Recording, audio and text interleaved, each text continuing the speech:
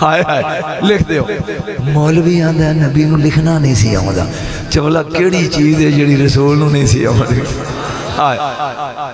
लिख दो। इमाम अंबिया ने लिखिया 4 कदम टुरिया ते मुड़ के आ गया। कहंदा जी जे मैं ही 7 साल मुसलमान करदा करदा पुर हो गया ते मेरे ऊँट, फरमाया तेरे वारिस नूं देंगे। फिर चंद कदम जाके मुड़ आया। कहंदा जी जे तुसी अल्लाह कोल टुर गए, फरमाया मेरा वारिस देगा। स्टेज वाले सारे भाभी हो, कोई तो मनने वाला होवे।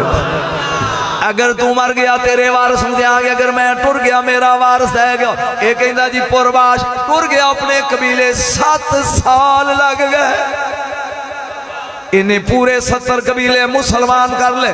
अपनी बीवी नूं कहंदा जरा पोचा फेर ते नाले रुका दे।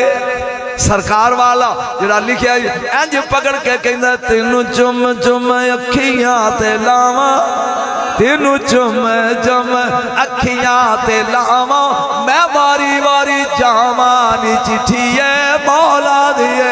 हाथ खड़े करके बढ़ तेनू चुम चुम अखियां ते लावां, मैं वारी वारी जावां नी चिट्ठिए।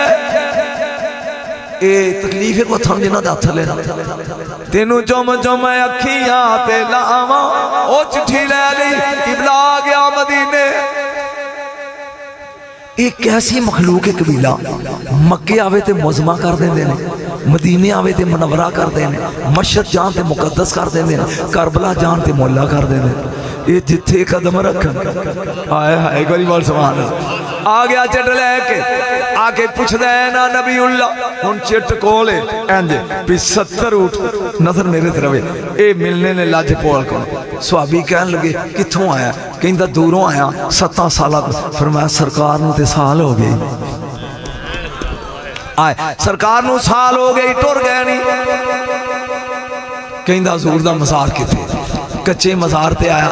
हाय हुण जिहड़ा मेरी पंजाबी समझेगा ना उन्होंने आनी चास कबर ते खलो कहंदा इहदा मैं हुण की करां, मैं इधर हाँ किबला मैं इधर हाँ।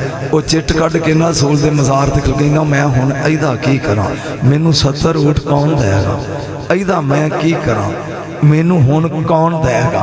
मोढे ते हथ आया मैं देंगा। मुड़ के वेख्या ते अली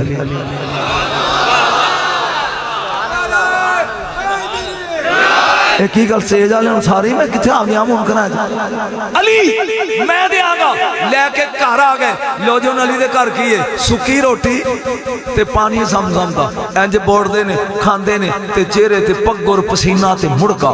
सोचदा है जिहड़ा आप सुक्की खांदा है मैनू 70 कित्थों देगा? इन्हां नूं सोचण वाले अज दी जम्मे ए